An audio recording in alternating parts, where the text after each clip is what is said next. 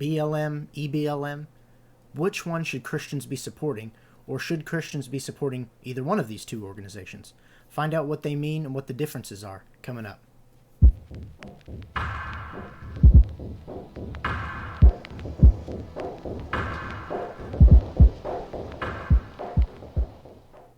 Before we support any kind of organization, we need to find out what they stand for and what they believe. And thankfully, since we have the internet, we have an easy way of navigating through organizations and finding out what they truly do believe. So I want to show you today two different organizations, BLM, which is Black Lives Matter, but also EBLM, which is Every Black Life Matters. Here are the differences. One of them is founded on Christian principles, and the other one is completely against all Christian principles. I'll let you determine which one that is. So let's look first at Black Lives Matter. This is the organization that we've been hearing a lot about. They're everywhere. We've seen riots and things like that have gone on by this organization. We can go to their website, and you're actually going to find that they had removed their statement, which is what we believe. It used to be blacklivesmatter.com/what we believe, and you could read their whole mission statement. You've probably seen other videos and things like that going through their mission statement. Well, they have since taken that down. Now, they did not replace it. They just took it down. But thankfully, the internet doesn't ever lose anything, so we can go and we can pull exactly what their belief statement was. And again, just so that you know, I'm not taking this out of context or that it's been manipulated in other ways. You can go and watch other videos that walk through this exact statement on their website. So on the first page of their belief statement, you'll see some really good information. It really makes it sound like it's a great organization, and they're trying to do great things for the community. So if you scroll down, you're going to come to the second page, and you're going to find some things that start to disalign with morality and Christian principles. Specifically, you're going to start seeing here in this paragraph that I'm showing you on the screen right now, and I think you can see it. I think I'm zoomed in far enough. It says, we are guided by the fact that all Black lives matter. Hey, that's a great statement. But it goes on and it says, regardless of actual, now this is interesting, actual or perceived sexual identity, gender expression, economic status, ability, disability, religious beliefs, or disbeliefs, immigration status, or location.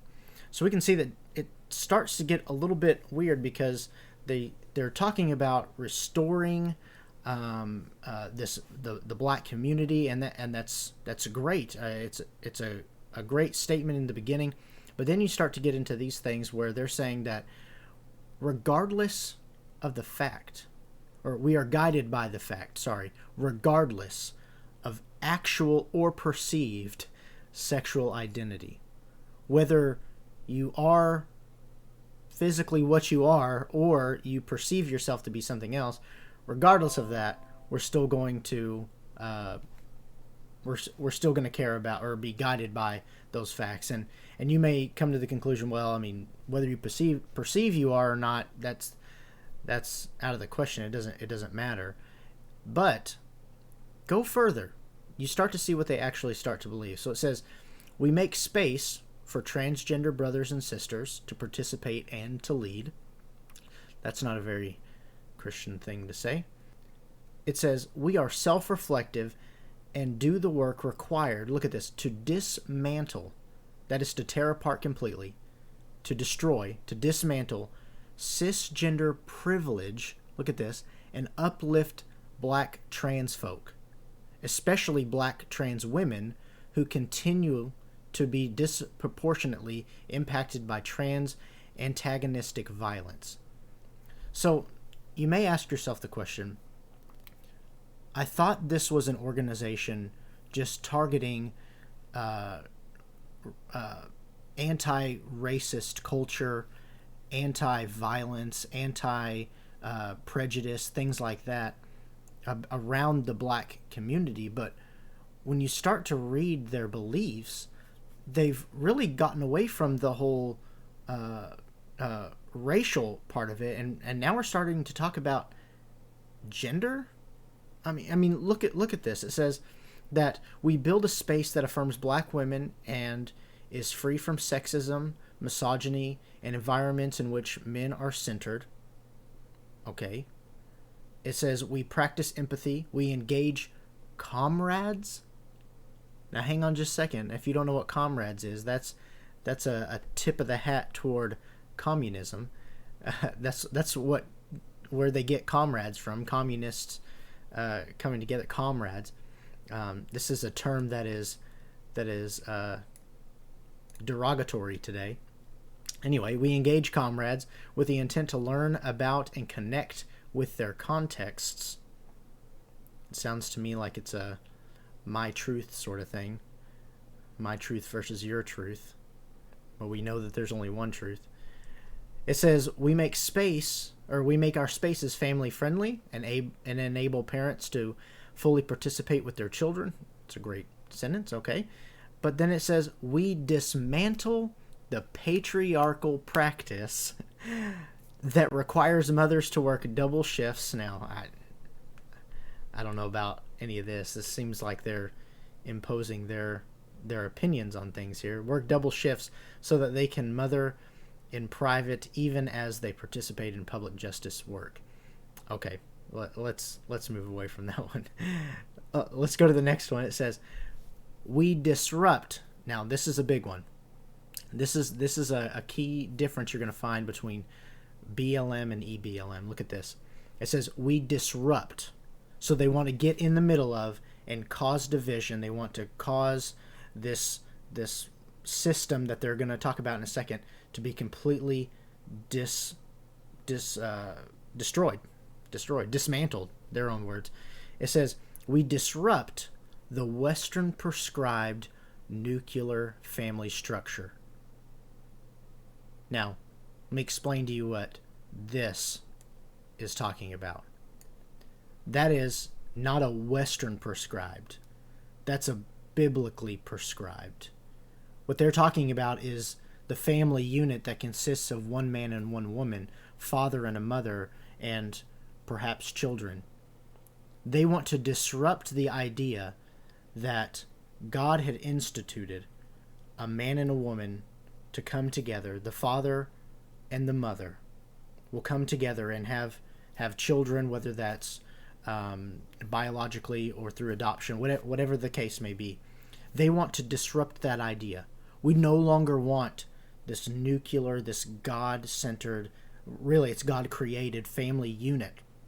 Rather, they want to incorporate other things. So it says they want to disrupt the Western prescribed, which is biblically prescribed, nuclear family structure requirement by supporting each other as extended families and villages to collectively care for one another, especially our children, to the degree that mothers, parents, and children are comfortable. They use these terms like comfortable and support to try, or collectively, to try to convince you that what we're doing is actually a good thing. But what they're doing is actually disrupting the way that God had instituted families to work, which we know that the family unit then goes on, and it's a portrayal of Christ and his church and everything that the Bible points to our relationship with the Father. It disrupts God even being a father unit, because now you don't even need a father in the family. So they're completely destroying biblical principles. But they don't stop there. Look at this. This is all in there what we believe. It says we foster a queer affirming network. When we gather, we do so with the intention of freeing ourselves from the tight grip heteronormative thinking, or rather the belief that all in the world are heterosexual unless he or she or they disclose otherwise. So what they're saying is that we affirm we foster a queer affirming network. That's self-explanatory. But look at what they say, which is against the Bible. But what they say further is, when we gather, we do so with the intention purposefully disregarding our thought that being heterosexual is normal. That's why they say the heteronormative thinking. We want to no longer have that in our mind. We want to bring all of these other lifestyles together and really promote them. What does this have to do with black people? What does this have to do with racism? What does this have to do with any of the things that out on the street or people are thinking about this organization, what they accomplish?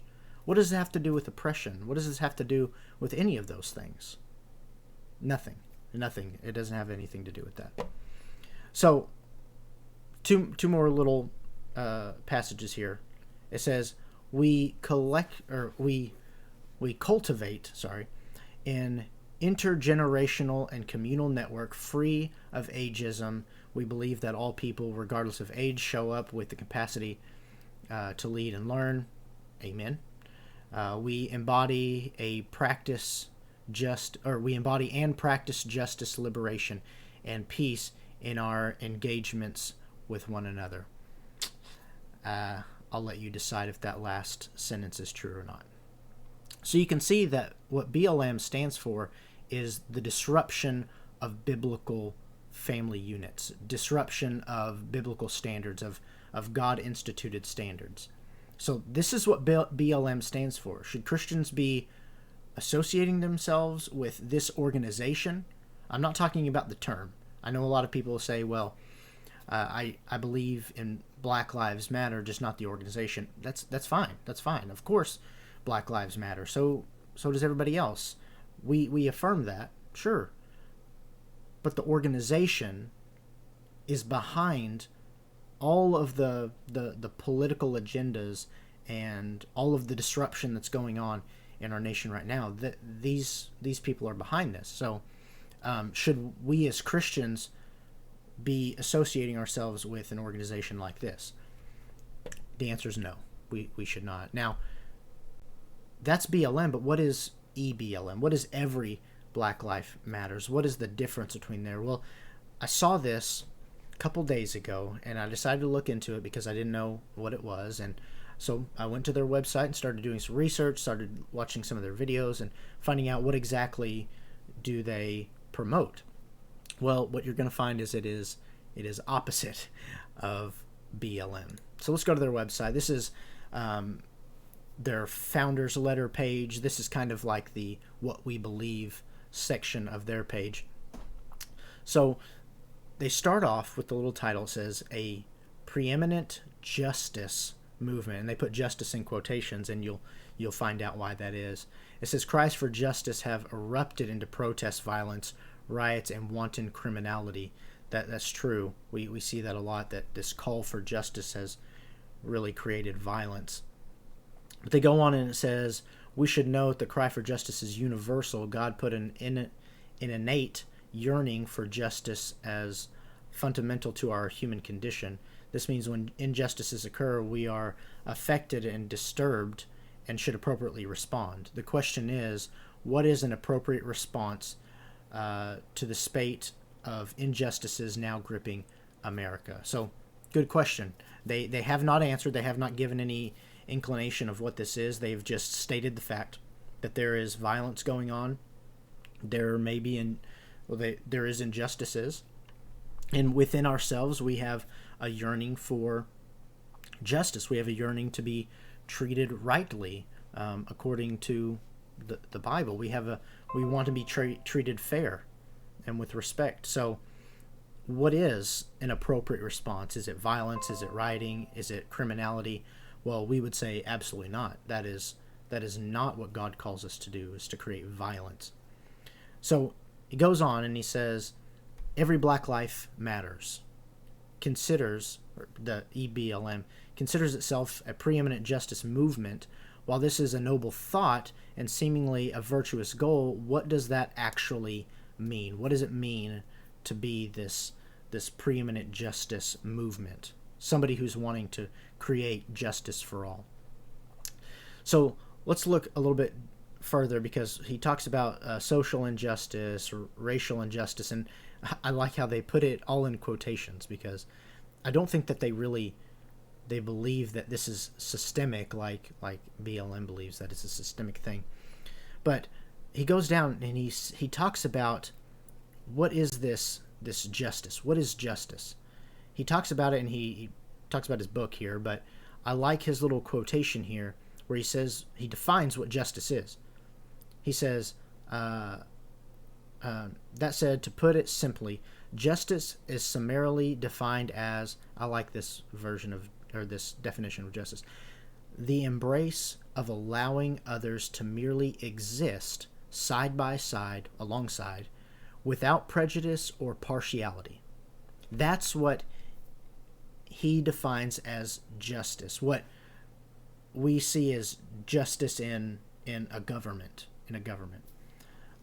So allowing somebody to exist side by side or alongside without any kind of prejudice or partiality. You're a person, I'm a person. That's what they're wanting to say. We need to get to that point. That's the call for justice. Treat everybody equally, like they're people. Has nothing to do with any kind of money or you have more than I do. It has nothing to do with that. It's talking about the human person. You are a person, I'm a person. We're the same. So he goes further, and I want you to look at this, because it is different. It is different than BLM. It says, if we prevent or disallow life to come forth. He's talking specifically about every life up from the womb, and their slogan on a lot of their t-shirts, I'll show you in a minute, is from womb to tomb.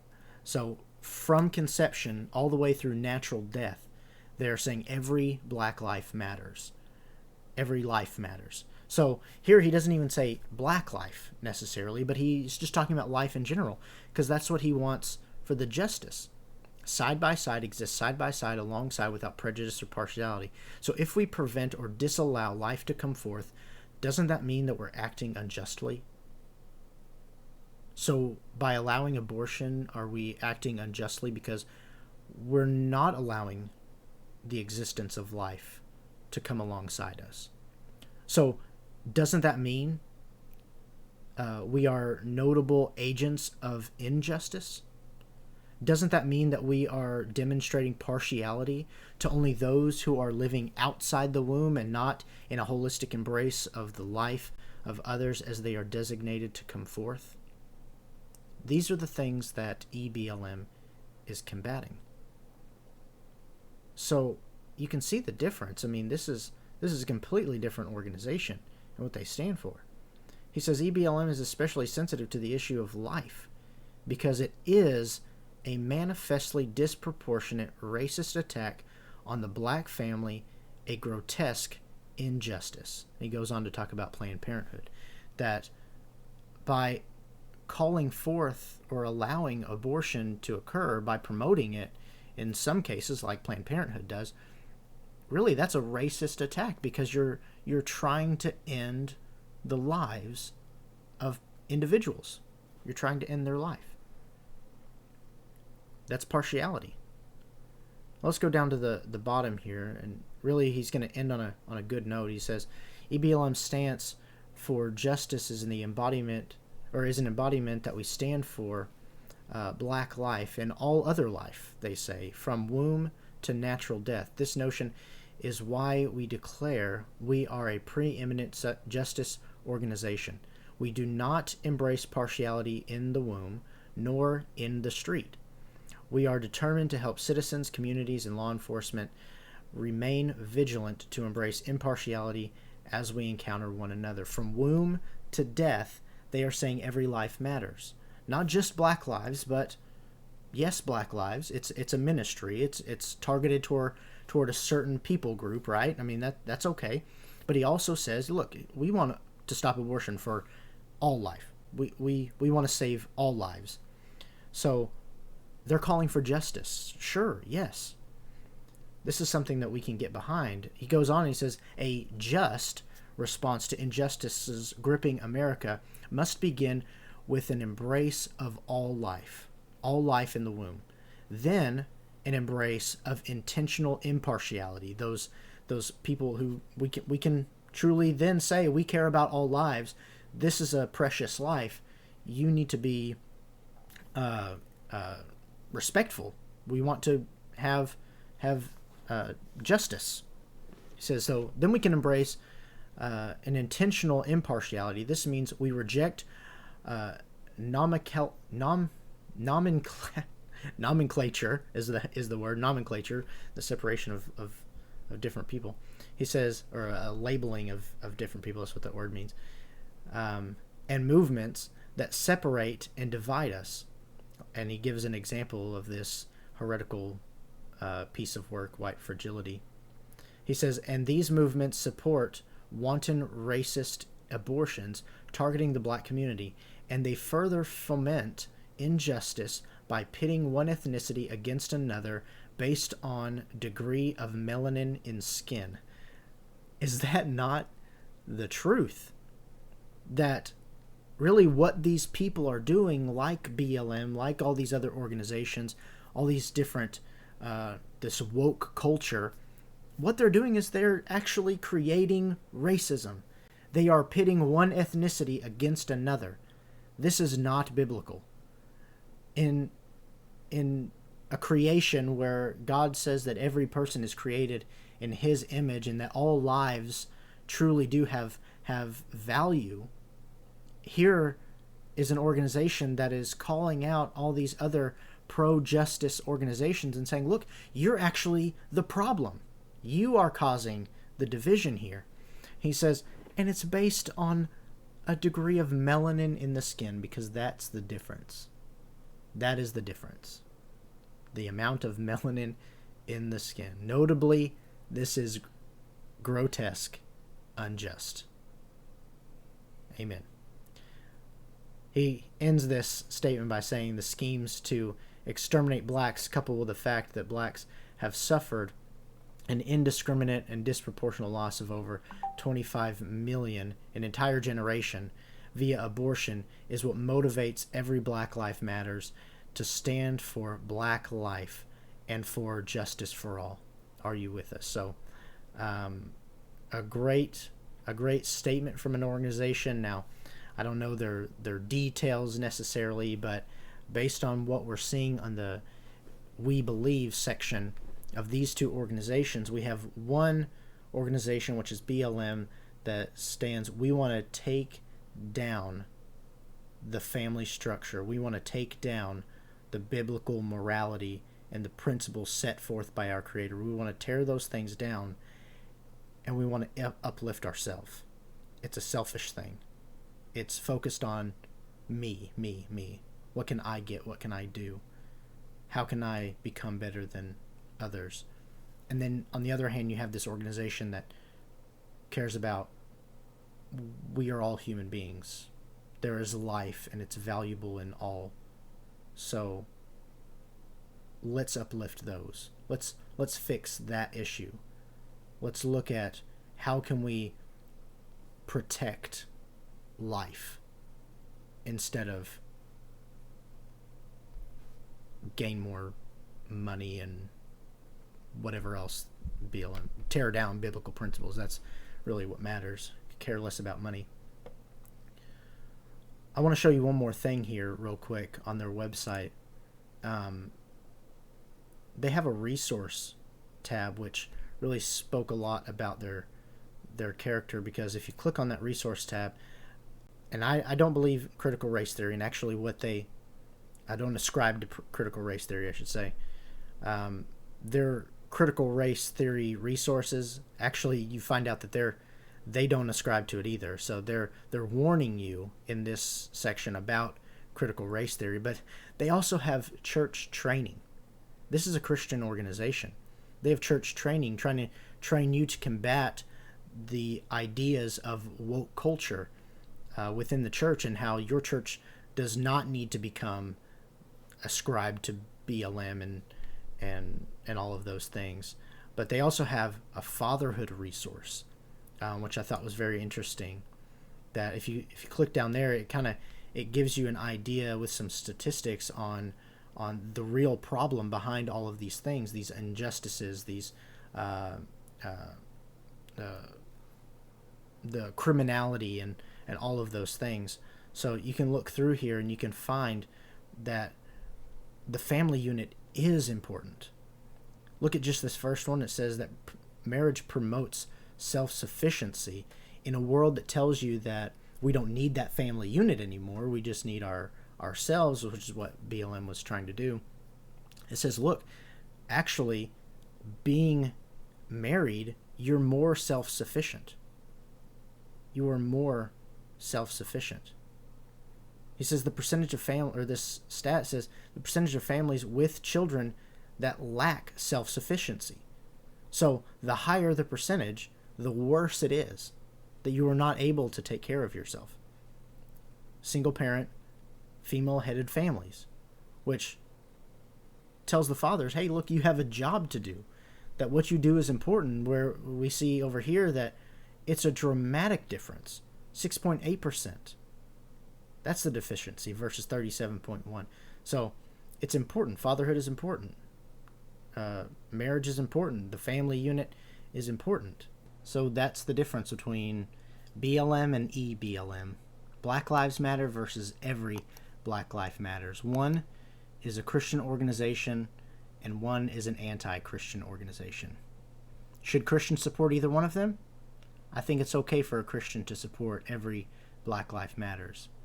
But I do not see biblically how a Christian can support BLM, Black Lives Matter. Have a good day. God bless.